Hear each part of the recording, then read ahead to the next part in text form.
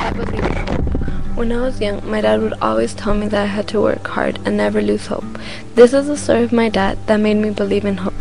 My dad was born in Mexico, and since he was a little kid, he had to work hard. His family suffered a lot. They had to share their food because they didn't have enough. He came to the U.S. at the age of 17 in search of a better future. While he was here, many people told him he would never become a U.S. citizen, but he never gave up hope. He worked 2 jobs and didn't earn enough because he had to send money to his family in Mexico. After a few years while working here, he hurt his back and couldn't do much, but he still worked through the pain.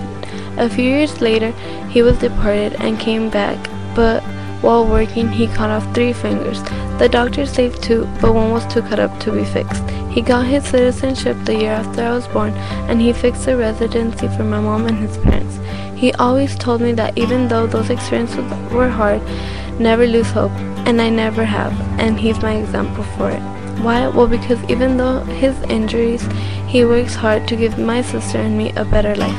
My family's life has not always been easy. About 7 years ago, my mom's brother got killed, and she got very ill after she heard the news.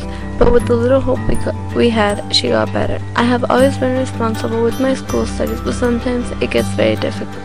About 2 years ago, in April, my grandma got very sick, and the doctor said she would not make it.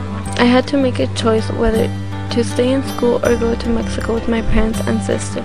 I decided to stay here with a friend for 2 weeks. She got better and everything was fine till August of this year. My mom in August got really sick. She was in the hospital for 13 hours and I was scared. I had to have a lot of hope, but it was difficult because I couldn't see my mom suffering and weak. She got better, but then in December, we got a call telling us that my grandma had passed away.